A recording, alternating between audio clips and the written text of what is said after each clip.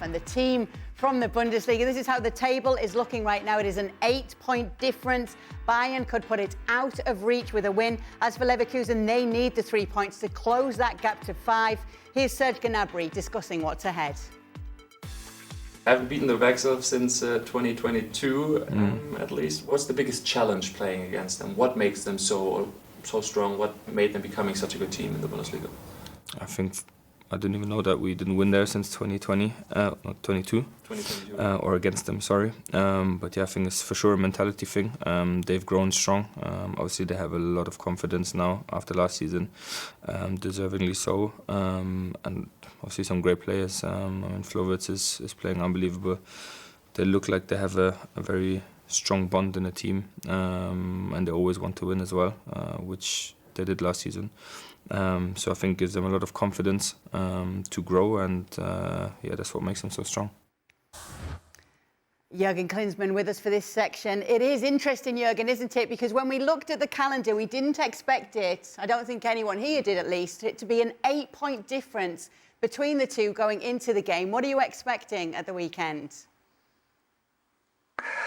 Well, I expect all of us, I guess, a very, very intense game, hopefully an open game, hopefully with a couple of goals at least.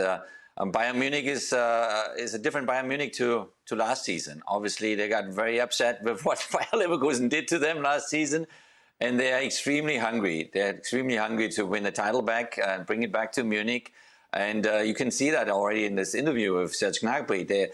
They are focused. They don't like it, the situation that Bayer Leverkusen created over the last 1.5 years. And so they're going to go there to Leverkusen. For sure, they want to win. But even if they get away with a tie, they keep the distance to 8 points. And for Bayer Leverkusen, it's pretty much the last chance. I would say, they really need a 3-point game, a win, in order to close the gap a bit smaller to 5 points. So it will be an extremely exciting match.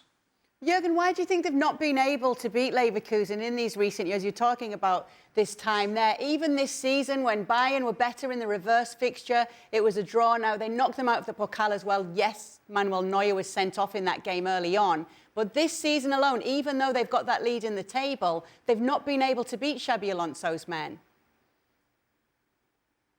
Yeah, because Xabi Alonso and his team, his Leverkusen team, they created a momentum, a psychological momentum over the last 1.5 years against Bayern Munich, because they're resilient. Obviously they're very good players too. There's a good team. They can hurt you any second, and they have some very special players on their side. And it's not by coincidence now that just last week, Uli Hoeneß, former president, now honorary president of the club, came out and said on his wish list there's Florian Wirtz on the top of it. That's what Bayern Munich is good at. Over the time, they always try to damage their biggest rival with taking away their best players, or even here and there the coach.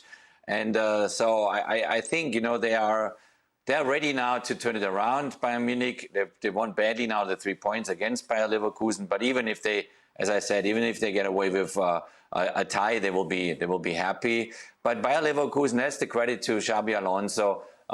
They have done a tremendous good job over the last 18, 24 months to make it even with Bayern Munich, to give them feisty and nasty games, and to win the title obviously last year.